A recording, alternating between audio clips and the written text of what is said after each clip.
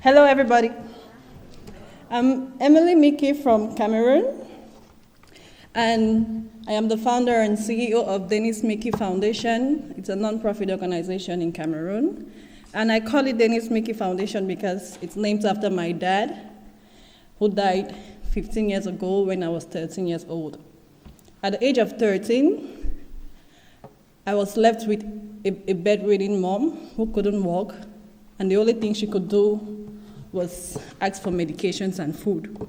I had a younger sister who was 8 years old, and the only thing she could do for school was, I need to go to school, Amy, I need to go to school. And I didn't have money, my dad didn't leave anything behind for us, and we were forced to take care of ourselves, to take care of a sick mom. And at the age of 13, I had to take up my first part-time job during the holidays. What motivated me to take up that job was because at the age of 8, I read a novel, and in that novel, there was a young girl who needed money for a school program, and she needed money, and she told her parents, and her father was like, you have to mow the lawn, and I will give you an allowance.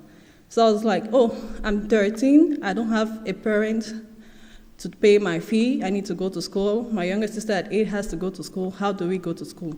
So I told my mom, I need a job. She could not walk around, so she could not go out to look for a job for me because she was paralyzed. And for the last 15 years, she has been. So how do I get the job? I had to walk out to maybe people that knew my parents, and I spoke to one of my father's friends, and he gave me a job. But he was like, you're too young, you're just 13 years old, and you can't work. So what I will give you is 30,000 francs, that is approximately $70. When you're in 5 years, come back and I'll give you a job. I took the $70 and I gave it to my mom. She started up a business. In Cameroon, we call it firewood, which is wood business to cook with. So since she cannot work, she could control that business from the house. And then I took up another business, which was to prepare melon, which is called egusi. So my younger sister and I, we started that business with $1. We started doing egusi, where we cracked and sold. We were able to make money to pay our fees and to pay for our mom's health.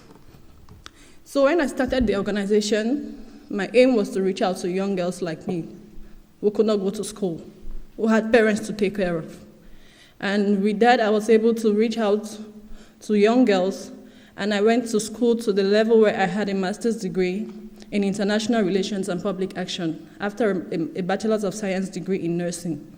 I should have practiced like a nurse in the hospital, but I said if I was a nurse in the hospital, my impact would not reach those I wanted to reach.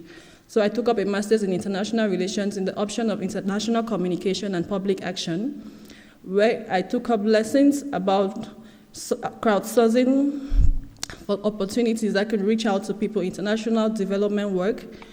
And with the international development work, it's what I do with my NGO. Now, it's a holistic program, because in my course in nursing, I realized that providing care for people doesn't just mean giving them medications, it's holistic. You have to take care of their psychosocial needs. Take care of their psychosocial needs. You need to meet out to what they could eat, good nutrition. And to provide that, the Dennis Miki Foundation works with a team. I don't do the work alone. I work with a team of young persons. And in our diversity, we come together to make sure that we meet out the needs of the less privileged people.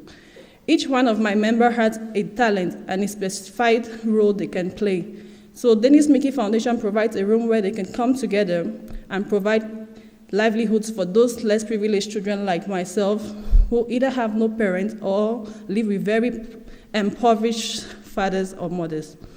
In our programs, when we started, we used to give out food, feed the less privileged children, but then it was not sustainable enough.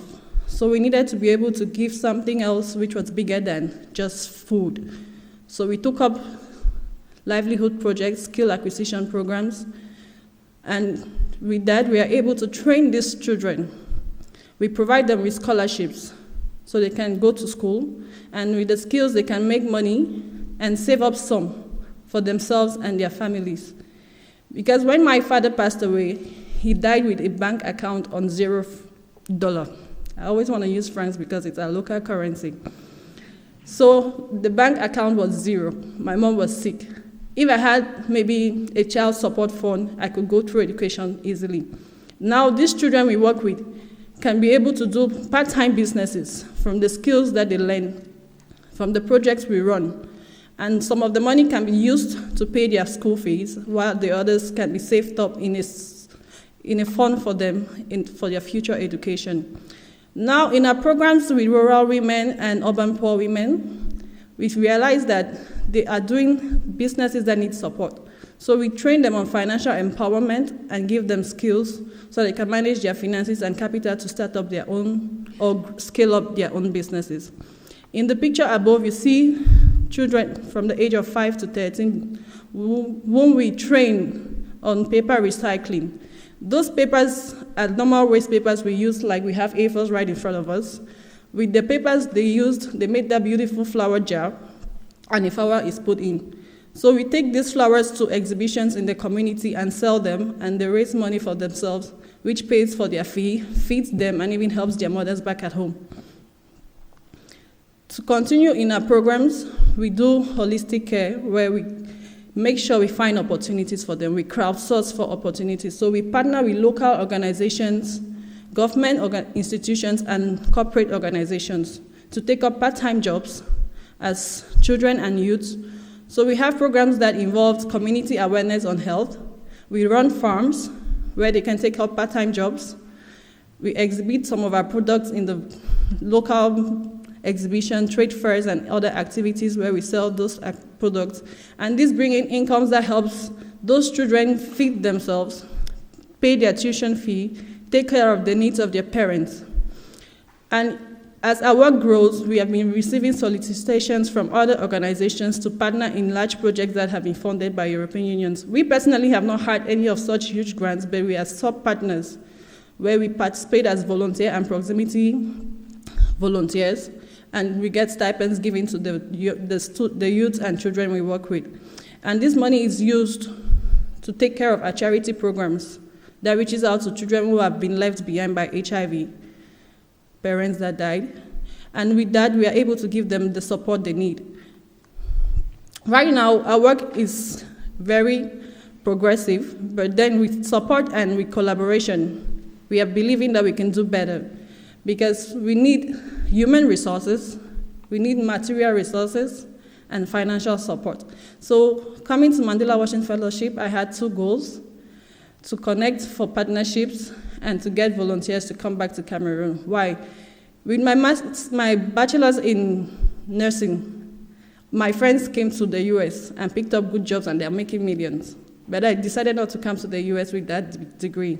Why? Because I thought my goal in life was not to go to the US and make money for myself, but to be able to get people from there, come back and give to those who are suffering like myself. So I've always had a dream that I would get people come to my country and help the others meet their needs. So this is to help me reach the goal which I have, which is to make others better. Because when I'm not there, they can be able to sustain themselves. So I look forward to making partners and networks that can last and be sustained. Thank you.